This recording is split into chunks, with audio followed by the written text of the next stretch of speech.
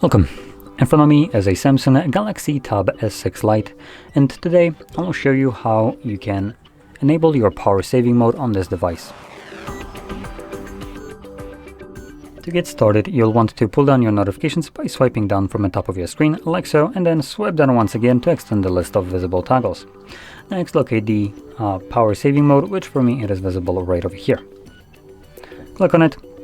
It automatically enables. Now you might get a pop-up first time around letting you know what kind of changes will be made, and you can also hold the toggle, which will take you to the settings of power saving mode.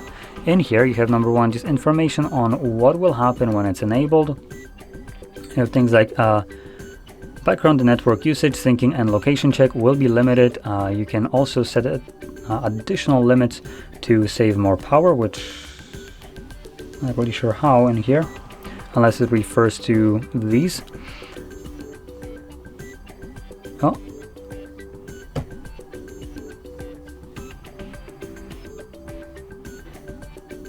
But that just seems disappointingly vague.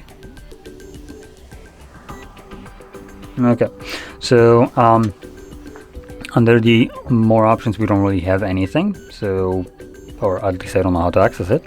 Anyway, below that we have power saving options, and here we have the couple options. Maybe that's what basically it refers to, but I doubt it, as these have been visible here for a long time and I don't recall this last addition being present in the message. But in any case, by default you have a CPU limit is going to go down to 70% instead of the typical 100 that it's running at. Decrease brightness by 10%, limit apps and home screen. Now this is what you could consider an ultra power saving mode. I will enable this toggle specifically just so you can see how that looks like. Now these changes don't run all the time, only when you enable your power saving mode. So now let's find it, and this will be the ultra power saving mode, and you can see just how it changes your device, removes wallpapers, removes a bunch of applications from your home screen, gives you information about the battery, and yeah, just tries to prioritize battery life over everything else. Now here we have the option to turn it off.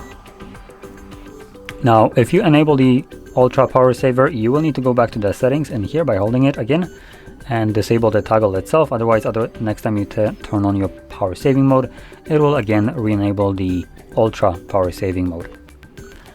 Now anyway, with that being said, hopefully you found this video helpful, and if you did, don't forget to hit like, subscribe, and thanks for watching.